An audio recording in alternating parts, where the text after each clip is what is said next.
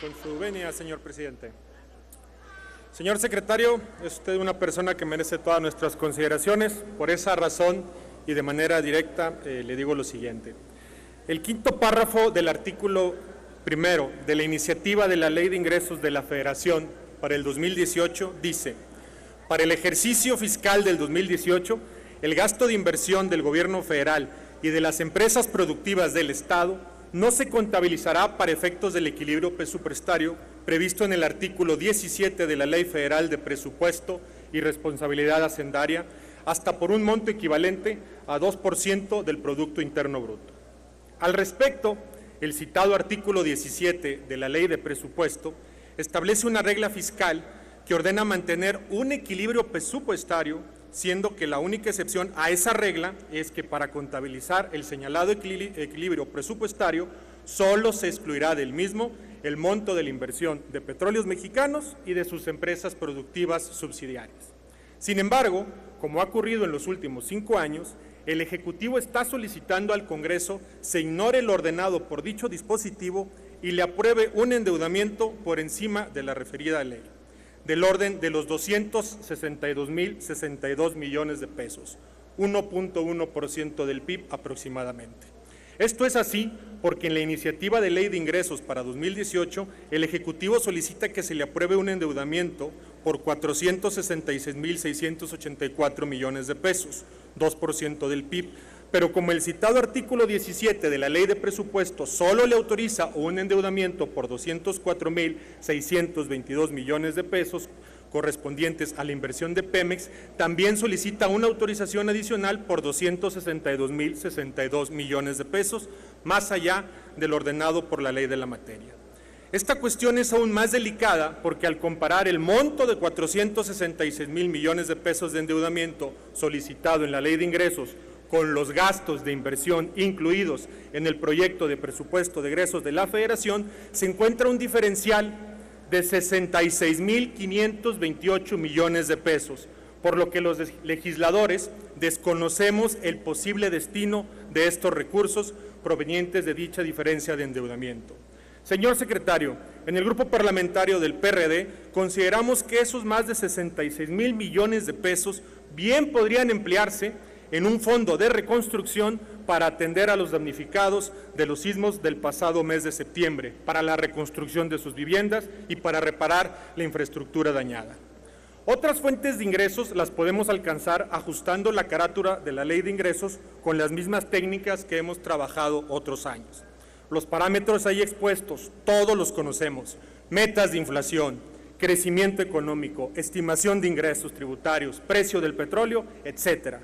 Como todos los años, dichas fuentes de ingresos pueden ser ajustadas para adicionar al presupuesto recursos suficientes para atender la emergencia, porque los parámetros que sirven a su elaboración, como todos los años, consideramos están subestimados. Los cálculos se los haremos llegar, pero ya sucedió y podemos volver a corregir lo que de suyo es público y notario. Señor secretario, los sismos son una de esas situaciones a las que hay que responder para reivindicar la dignidad humana de todos los mexicanos. Y el primer instrumento necesario para ello es el Fondo de Reconstrucción. Es por esto que la pregunta es, si esos más de 66.000 millones de pesos podrían emplearse para crear un fondo de reconstrucción para atender a los damnificados de los sismos del pasado mes de septiembre, sin necesidad de afectar el presupuesto de las dependencias y entidades más importantes de la Administración Pública Federal. Hay voluntad política del Ejecutivo Federal para ajustar el presupuesto y formar este fondo. Por su respuesta, muchas gracias, señor secretario. Es cuanto, señor presidente.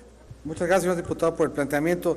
Por supuesto que hay disposición, no solamente disposición, sino que compartimos la necesidad de hacer ajustes, de dialogar sobre ellos y de encontrar la mejor forma de darle suficiencia para poder hacer frente a los retos que implica la reconstrucción.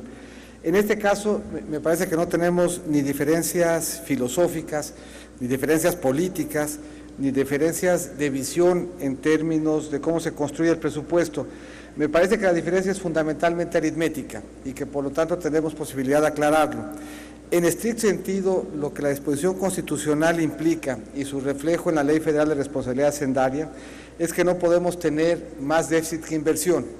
Y la inversión física en el presupuesto se considera en varios ramos, en los ramos administrativos, generales, autónomos, las entidades de control directo y las empresas productivas del Estado. Al revisar los diferentes anexos, encontramos que en los ramos administrativos se presupuestan poco más de 104,000 millones, casi 105,000. En los ramos generales, 176,000 millones, casi 177. En los ramos autónomos, 9,188. En las entidades de control directo, 10,000 millones de pesos. Y en las empresas productivas del Estado, 248,109 millones de pesos. La suma que a nosotros nos da esos 5 conceptos de inversión física repartidos en los diferentes ramos es de 548,985 millones de pesos, cifra superior a los 466,000 millones de pesos que estamos solicitando como autorización para el financiamiento neto. Estamos cierto entonces que el planteamiento que se hace a esta soberanía cumple con los extremos constitucionales, con los extremos legales, y que una vez considerada toda la inversión física que aparece en el presupuesto, esta supera el 2% del PIB, que es el monto del déficit que estamos solicitando.